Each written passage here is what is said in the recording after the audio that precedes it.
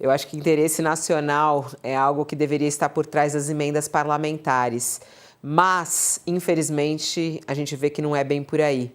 Hoje, o UOL inicia algumas reportagens que são de extrema importância para que a gente entenda, né, para onde vai o dinheiro das emendas parlamentares, que é justamente o nosso dinheiro e que causa aí tantas investigações e tantas frentes também de corrupção no nosso país. Tem uma série aí de reportagens muito importante mostrando a origem e para onde vai esse dinheiro. A nossa manchete principal mostra isso. Congresso distribui emendas e ignora o nível de necessidades das cidades. Essa é a manchete principal do UOL aqui que você vê no nosso telão nesse momento. Vamos abrir aqui o telão comigo, por favor, para que a gente possa ver. A verba que é enviada a municípios não tem conexão com os indicadores de desenvolvimento. Essa é a reportagem do Thiago Mali, que traz os detalhes em relação ao caminho dessas emendas. A distribuição das emendas parlamentares nos últimos 5 anos foi feita de uma forma que ignorou as necessidades das cidades brasileiras, que precisam desse dinheiro para trazer uma série de melhorias.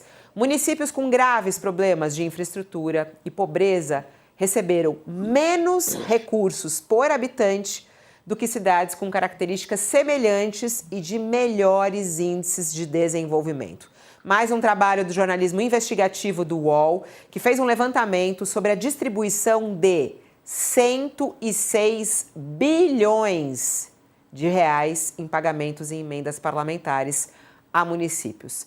E quem está aqui para conversar conosco é o próprio Thiago Mali, que não se cansa de trabalhar. E a gente agradece demais por você mergulhar nessa quantidade imensa de números e de planilhas e de dados para saber para onde está indo o nosso dinheiro. E é muito preocupante, hein, Thiago? Bom dia, seja bem-vindo ao nosso programa. Bom dia, Fabíola. Um prazer estar aqui agora pessoalmente, né, com você.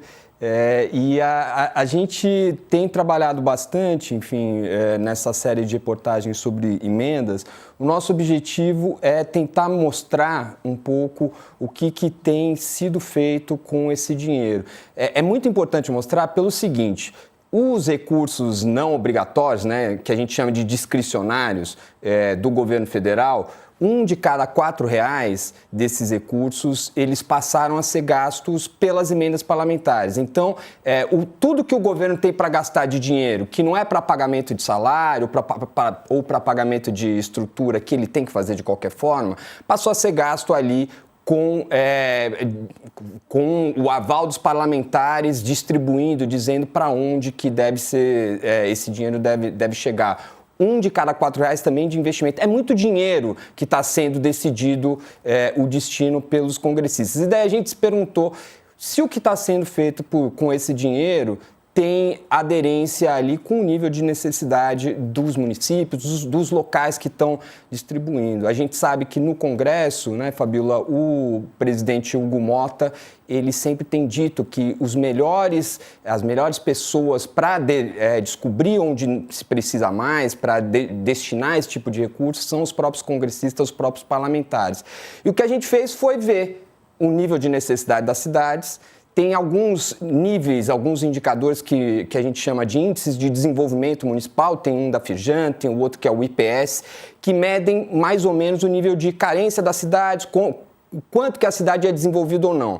Então, se esses recursos estão sendo divididos de uma forma que a gente considera com justiça social, as cidades que têm mais carência, que estão pior nesse índice, elas receberiam mais recursos por habitante, né, em relação à sua população, e as cidades que estão em melhor condições receberiam menos recursos, porque aí você está distribuindo, dando mais dinheiro de emenda para quem precisa de mais e menos dinheiro para quem precisa de menos.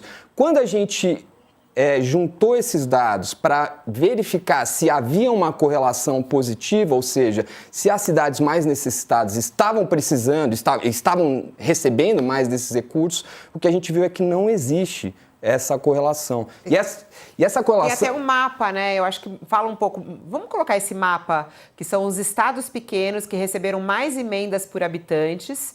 É esse o mapa aí? Não, é o outro mapa, é isso, Thiago?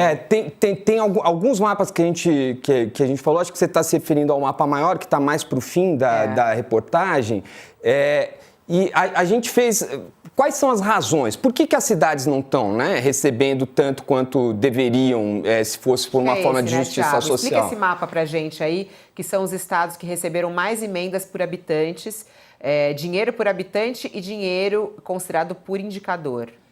O que você vê ali é o seguinte, alguns estados muito pequenos, como por exemplo Roraima e Amapá, eles têm muito mais representantes no Congresso Nacional do que proporcionalmente a sua população indicaria. Então você tem estados sobre-representados que têm 8 congressistas, 8 deputados e 3 senadores, quando se fosse ter de uma forma proporcional, esse estado teria apenas um deputado, no caso de Roraima, por exemplo. O que acontece? Com 8 deputados, muito dinheiro de emenda. E aí você tem muito dinheiro de emenda que vai para poucas cidades. Ali são 15 cidades em Roraima, por exemplo.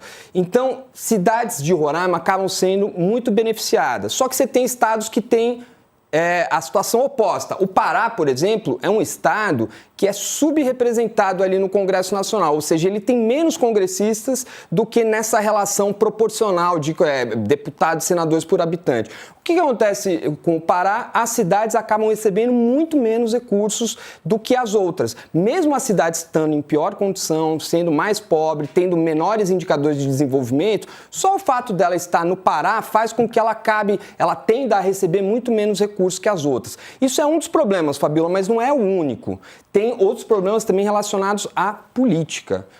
O que a gente vê ali, comparando cidades nos mesmos estados, muito próximas umas das outras, é que algumas cidades recebem muito mais dinheiro por habitante do que outras. E quando a gente vai tentar enxergar por que isso acontece, a gente vê uma série de problemas. Por exemplo, tem cidades que não têm padrinhos políticos, então não tem um deputado federal, um senador ali que vai indicar, porque ele não tem interesse eleitoral naquela cidade. E tem cidades que, por outro lado, tem padrinhos. Então, tem duas cidades a gente mostra na reportagem como exemplo, isso acontece em vários lugares. Um exemplo disso no interior do Maranhão, ali, na cidade de Zedoca e uma outra cidade que é perto de Monção. Monção não tem padrinho, já a cidade de Zedoca é governada desde 2017 por parentes do deputado federal Josimar Maranhãozinho.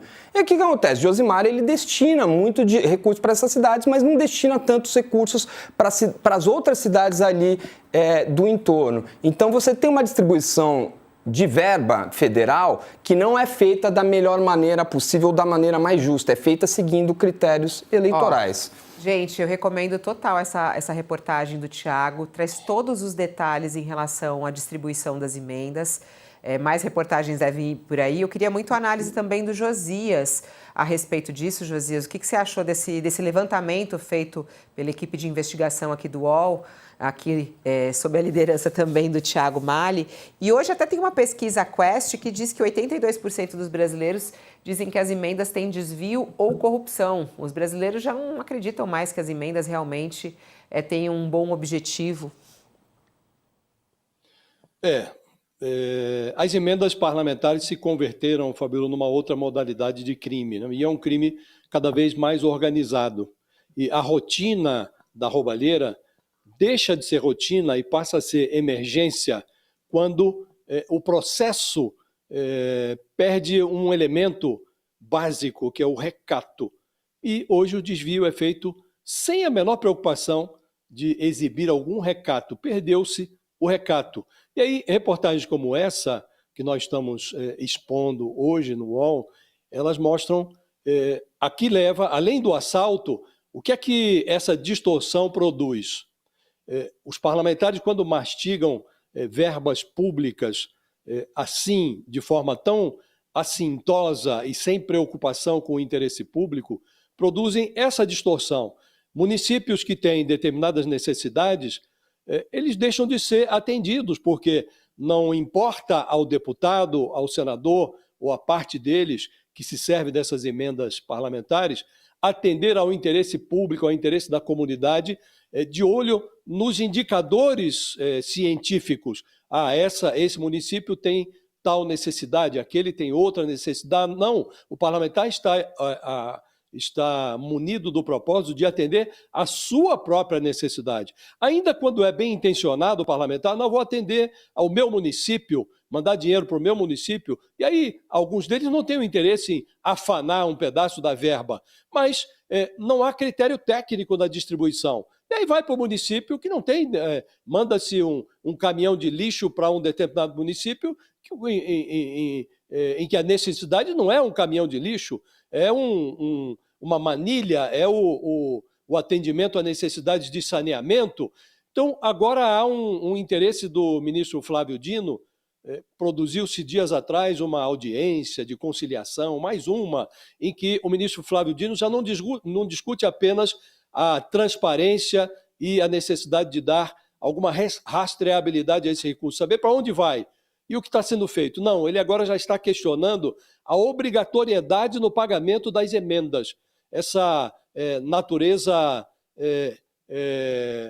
obrigatória da emenda, que o sujeito põe lá o dinheiro, destina uma verba para determinada localidade e o governo não pode nem discutir. É peremptório, está lá, tem que pagar. Aí, quando acontece isso, Fabiola, o que se diz é, olha, vai pegar fogo no Congresso. E aí a discussão volta atrás, as pessoas recuam sob o argumento de que combater fogo com fogo vai resultar num cenário em que só sobrarão cinzas. A questão é que hoje o dinheiro público está sendo convertido em cinzas. Então, diante de um cenário assim, nós já estamos no caos. E diante do caos, Fabiola, abre-se a perspectiva de que algo inteiramente novo seja feito com a gestão das emendas, porque pior do que está, dificilmente ficará. Então é preciso que os personagens envolvidos nesse enredo, que eles levem a mão à consciência, que percebam que não dá para continuar assim, porque perdeu-se completamente o recato e que se produza algo além do caos. O caos nós já temos.